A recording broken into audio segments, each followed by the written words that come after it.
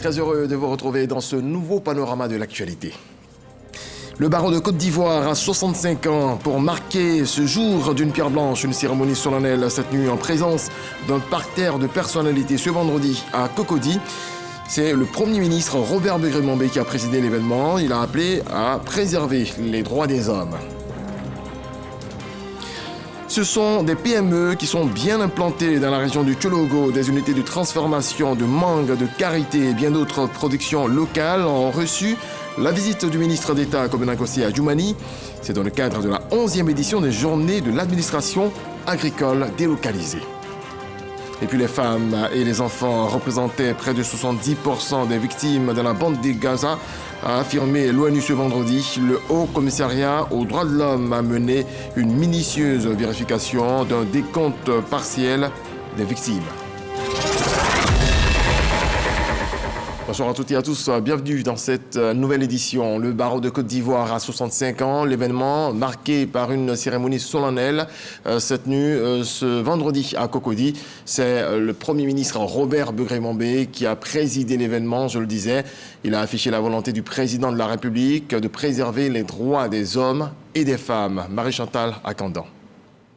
65 ans d'histoire, de combat pour la justice et d'engagement. Le barreau de Côte d'Ivoire célèbre un riche héritage de contribution à la justice et aux valeurs fondamentales. Aujourd'hui, notre barreau se trouve à la croisée des chemins, dans un monde en constante mutation. Cette transformation rapide des pratiques, des besoins et des attentes nous pousse à repenser notre mission, notre rôle et nos alliances, à commencer par nos relations avec les magistrats, nos partenaires au service de la justice. Le ministre de la Justice, représenté par son collègue de la promotion de la jeunesse, réitère le soutien du garde des Sceaux.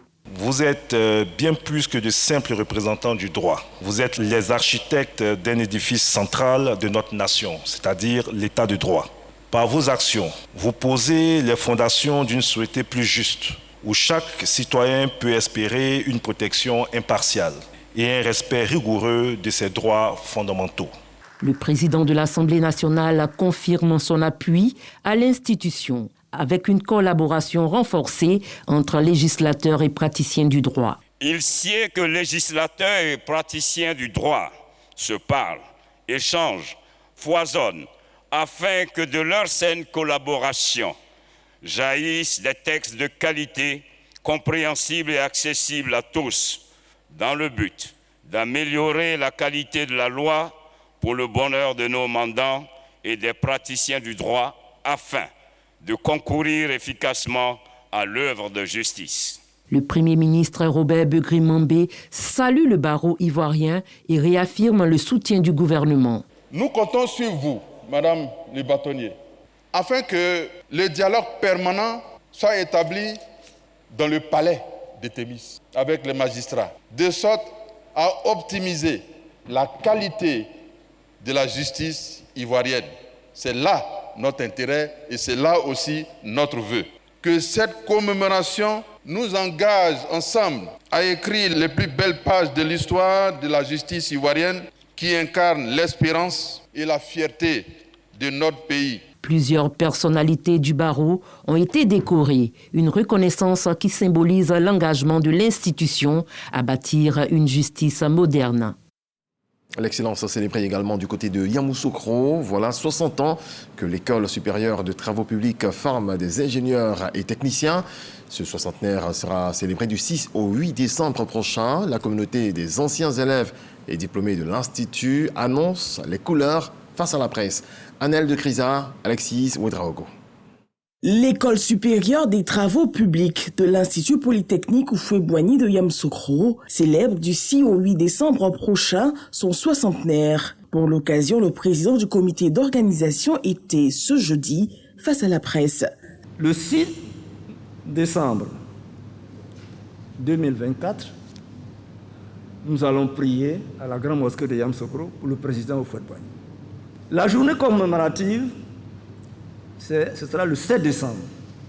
Et le lendemain, 8 décembre, nous aurons une messe d'action de grâce à la basilique Notre-Dame de la Paix de Yamoussoukro L'École supérieure des travaux publics, anciennement École nationale supérieure des travaux publics, a été créée en 1963. À ce jour, ils sont plus de 3000 ingénieurs et techniciens supérieurs de travaux publics formés par cette école. Et des écoles sont sorties des urbanistes. Notre pays en compte 80, soit un urbaniste pour plus de 300 000 habitants. Des chiffres livrés par le président de l'Ordre national des urbanistes de Côte d'Ivoire. C'était au cours de la double cérémonie de la Journée internationale de l'urbanisme et du 30e anniversaire de l'Ordre des architectes, marqué par une conférence. C'est ce que nous apprend Dangui Dangui. Sans urbanisme, il n'y a pas d'école, pas de centre de santé, de marché ou de cité administrative, a martelé le président de l'Ordre national des urbanistes de Côte d'Ivoire au moment où son organisation souffle sa 30e bougie. L'urbanisme est la porte du développement, a-t-il ajouté, avant de faire des propositions dont la mise en œuvre, selon lui, devrait permettre d'assurer un logement adapté aux besoins de la population. Il serait important pour la Côte d'Ivoire de doter les localités de plus de 5 000 habitants de documents de planification. Doter davantage les structures décentralisées des ressources humaines qualifiées en matière d'urbanisme. Doter toutes nos localités de plus de 5 000 habitants de cartes de risque. Ça aussi, c'est un élément très important. Il faudrait que nos localités importantes aient des cartes de risque pour éviter d'installer nos populations dans des zones à risque. Des propositions aussi pertinentes les unes que les autres, admet le représentant du ministre de la Construction, du Logement et de l'Urbanisme. La Côte d'Ivoire compte 80 urbanistes, soit un urbaniste pour plus de 300 000 habitants, alors qu'ils sont appelés à jouer un rôle central dans l'élaboration de solutions durables pour répondre aux besoins de logement des populations. La journée mondiale de l'urbanisme que nous célébrons aujourd'hui doit nous conduire à bâtir des villes inclusives, saines, résilientes et durables, avec l'appui des professionnels que vous êtes. La célébration du 30e anniversaire de l'Ordre national des urbanistes de Côte d'Ivoire coïncide avec le 8 novembre, la journée internationale de l'urbanisme, et a donné lieu à une conférence débat sur le thème « Le rôle des urbanistes dans le domaine du logement, répondant aux besoins de nos communautés et dans la création de solutions équitables, inclusives et durables pour tous ». On voit maintenant la 10e édition des Journées nationales promotionnelles des PME, initiée par la Fédération ivoirienne des petites et moyennes entreprises. Ce rendez-vous est l'occasion de passer en revue les difficultés du secteur. Dans la commune de Cocody, retrouvons Jean-Michel Quadio et Dangui Dangui. En un an, ce sont au total 173 petites et moyennes entreprises qui ont été accompagnées pour un coût total de 17 milliards de francs CFA par Côte d'Ivoire PME. Pour améliorer ces résultats, un cadre de réflexion entre experts, secteur public et privé à l'occasion de la 10e édition des Journées nationales promotionnelles des PME.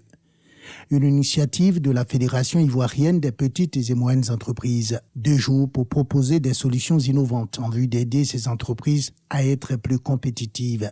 C'est une excellente occasion pour nous, pendant ces 2 jours que dureront ces journées, de changer, de débattre et faire des propositions autour de ces thèmes d'actualité pour aider nos entreprises à être plus résilientes afin de faire face aux défis et aux exigences qu'impose le développement, la performance et la stabilité nécessaires pour une entreprise respectable.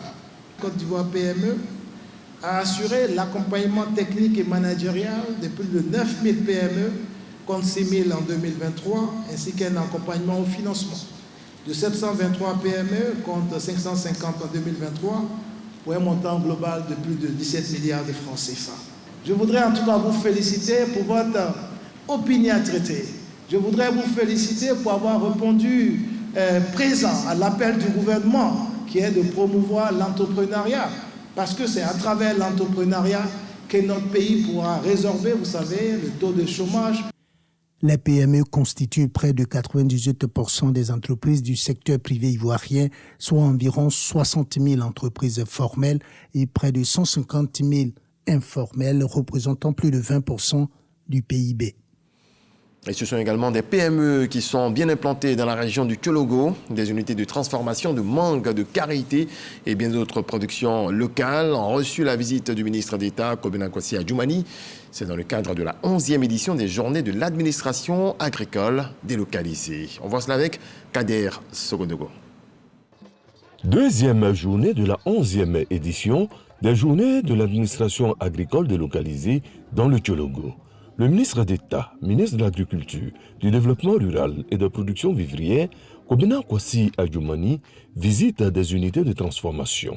La première unité est spécialisée dans la production de mangues séchées, ananas séchés et autres. 150 femmes y exercent et la structure est née grâce à une initiative privée soutenue par l'État de Côte d'Ivoire à travers le programme d'appui au développement des filières agricoles, PADFA. Quand j'étais encore petit, c'est le président Félix Faure-Boigny qui a distribué les intrants aux producteurs de coton gratuitement. Aujourd'hui, avec le président Alassane Ouattara, les engrais ont été distribués gratuitement. C'est la deuxième fois pour moi. Je voudrais sincèrement vous dire merci. La transformation locale, source d'emploi et de lutte contre la pauvreté.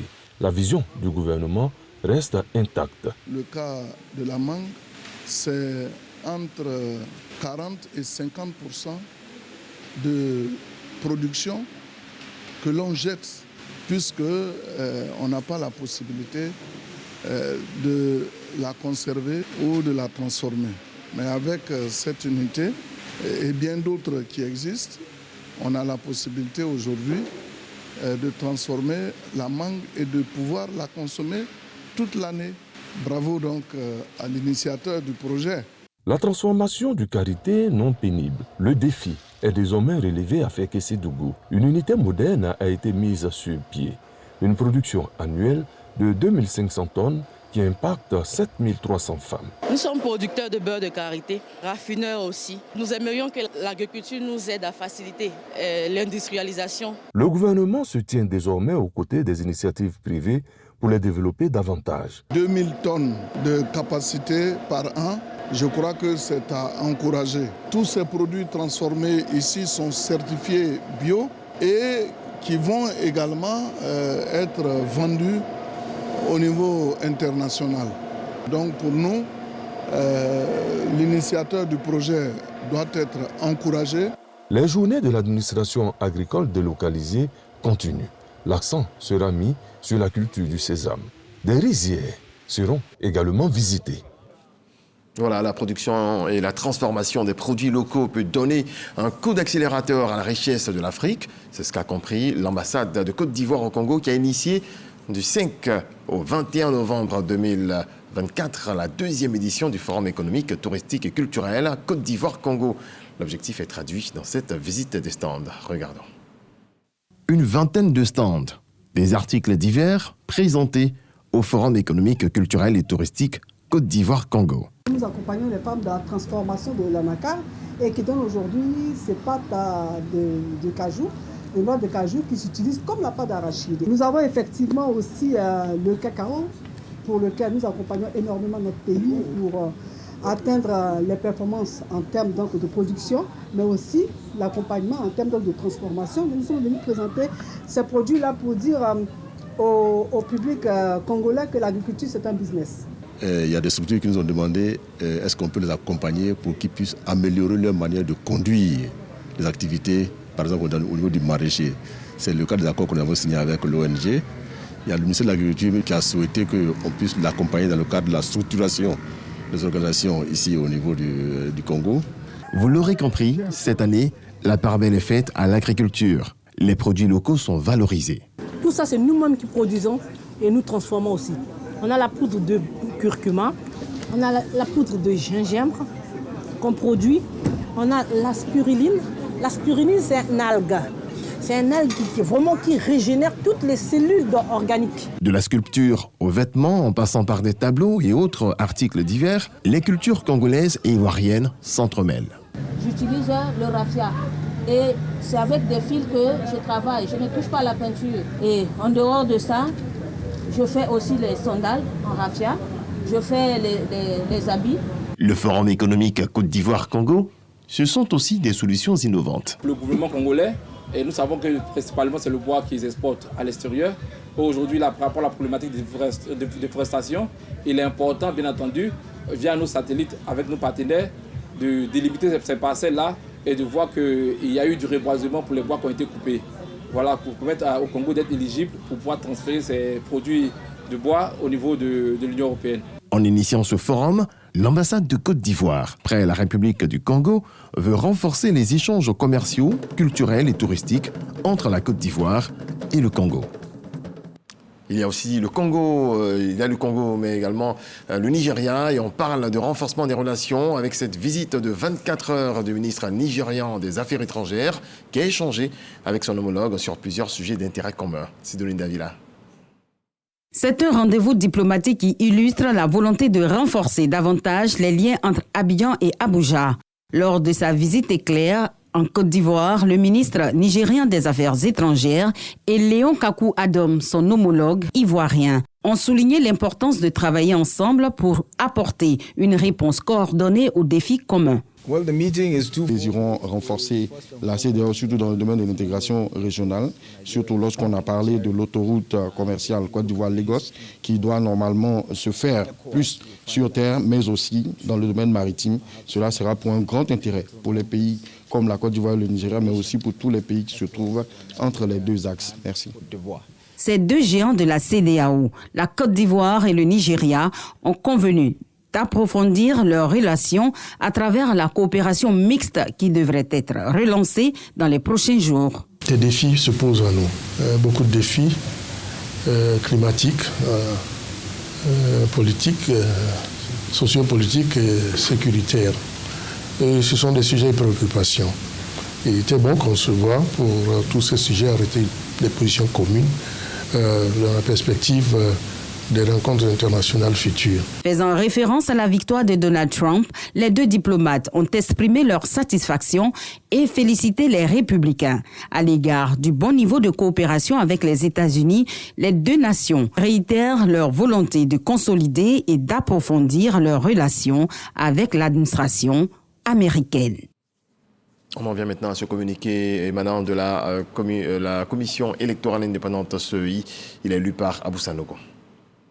La Commission électorale indépendante CEI porte à la connaissance des électeurs, des potentiels électeurs, de la communauté nationale, des partis ou groupements politiques, des organisations professionnelles des médias, des organisations de la société civile, ainsi que de la communauté internationale, que par décret pris en Conseil des ministres, le gouvernement a prorogé la période du recensement électoral de la révision de la liste électorale 2024-2025 jusqu'au 17 novembre 2024. Cette prorogation souhaitée par l'ensemble des parties prenantes au processus électoral concerne le recensement sur le territoire national et à l'étranger dans les pays concernés. Les conditions d'inscription sur la liste électorale et de mise à jour des données personnelles demeurent inchangées. La Commission électorale indépendante appelle par conséquent les Ivoiriens et les Ivoiriennes non encore inscrits et remplissant les conditions requises à saisir cette nouvelle opportunité pour se faire enrôler.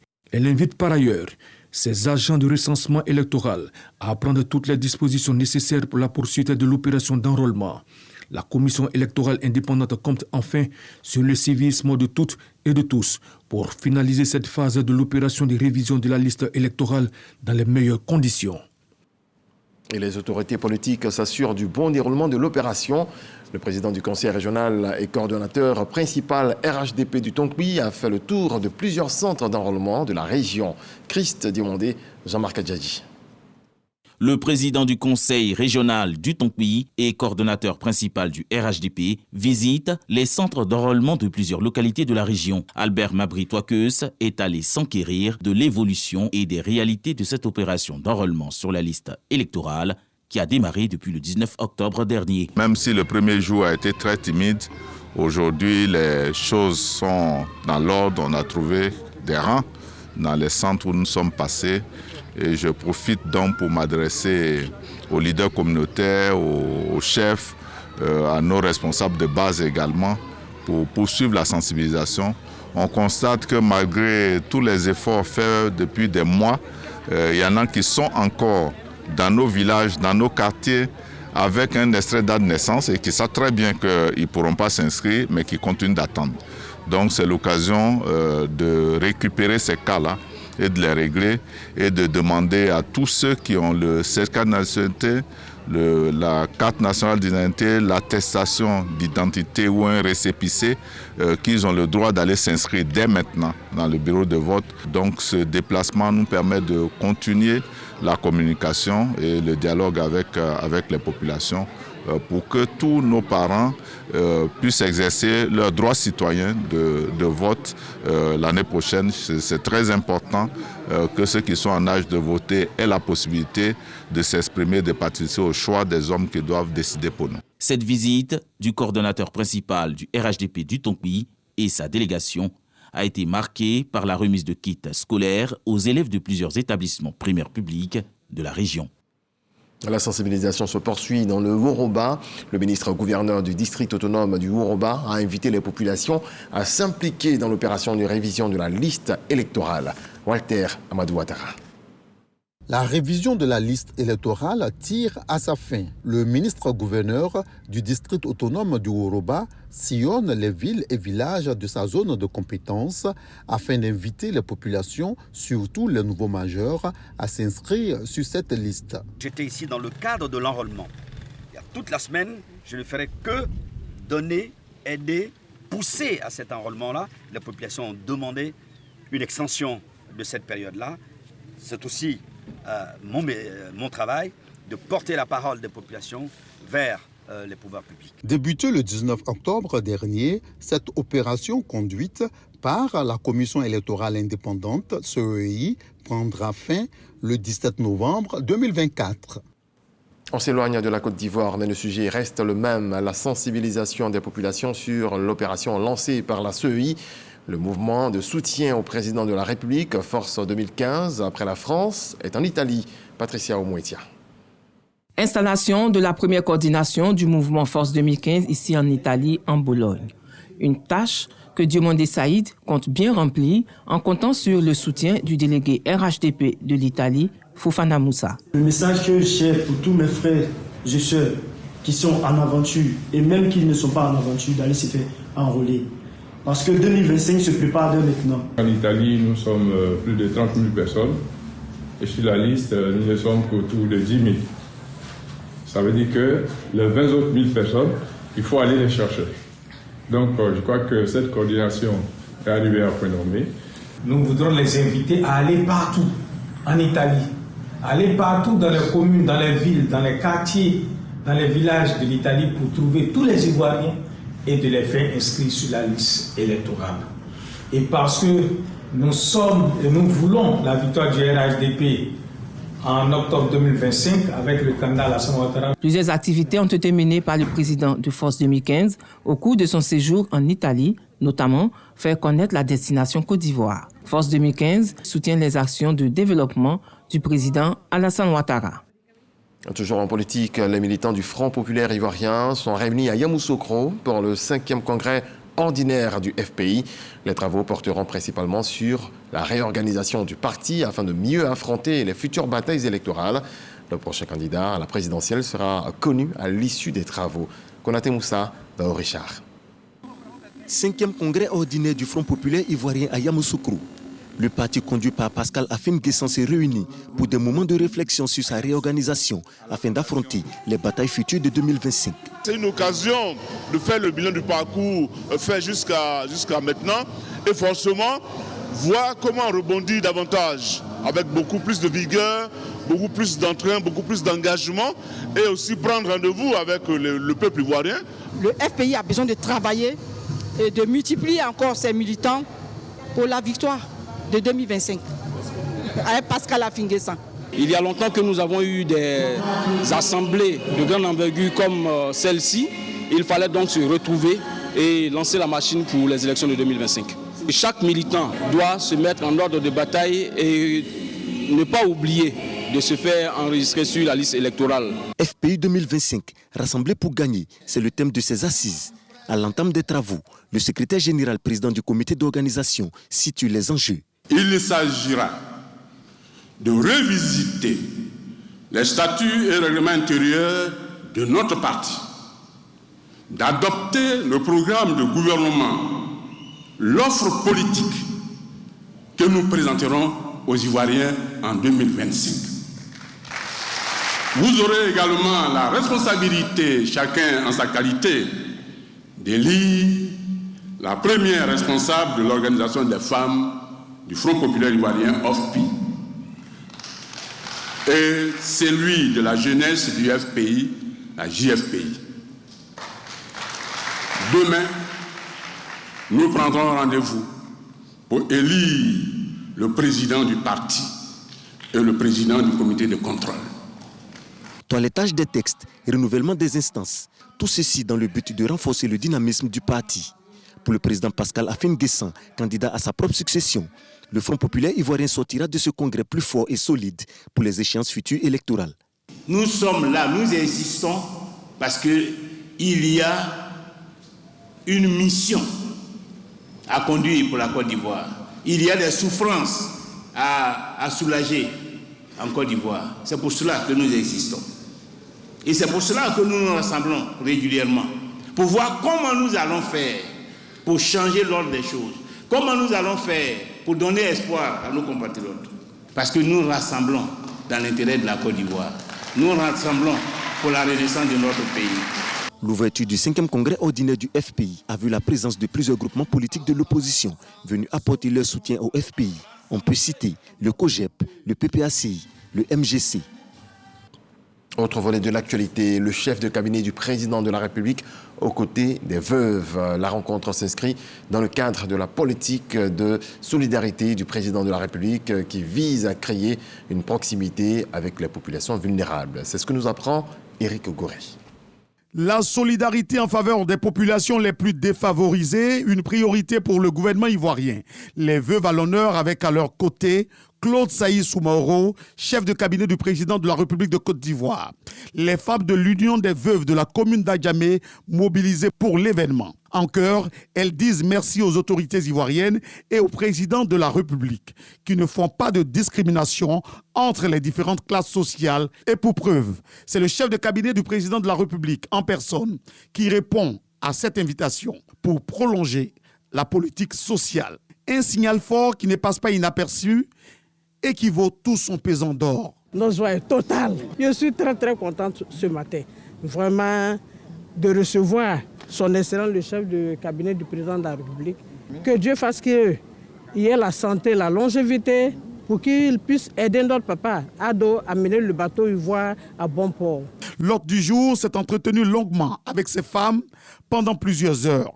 Il a fait le tour de l'actualité nationale avant d'ajouter. Il y a 3 niveaux de veuves. Celles qui ont perdu leur époux et qui sont en grande difficulté matérielle. Celles qui ont perdu leur époux et qui ont une relative situation sociale, mais dont il faut un accompagnement pour les enfants. Et puis celles qui ont perdu leur époux, mais qui ont un minimum vital.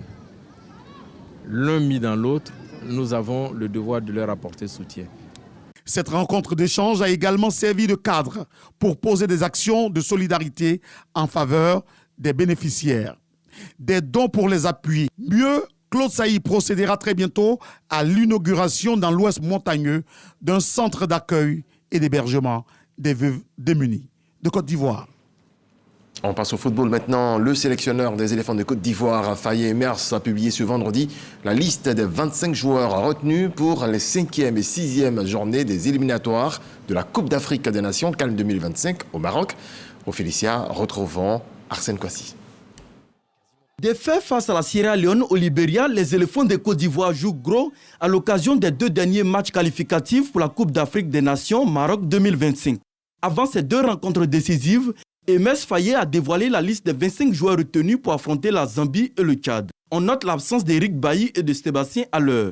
Pour Eric, c'est vraiment un problème de concurrence qui a fait qu'aujourd'hui, il y a 4 joueurs qui sont plus performants que lui et qui ont été sélectionnés. Pour Seb, pareil, il a eu une petite blessure la semaine dernière encore. Avant son match de championnat, il a repris depuis.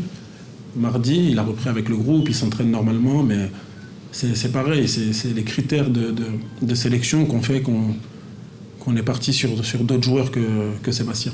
Tout comme Simon Dengra, Jérémy Boga, Ira Tapé, Ousmane Diomandé, Jean-Eudes Aoulou, Sinali Diomandé, Amani Laza, Bayo Vakoun effectue son retour 7 ans après en sélection. Pour Bayo, on avait besoin d'avoir un attaquant qui soit capable de fatiguer les défenseurs par ses appels de balle, qui soit capable de fatiguer les défenseurs par son pressing, qui soit grand de taille, physique de taille, pour nous apporter aussi d'autres manières de sortir le ballon.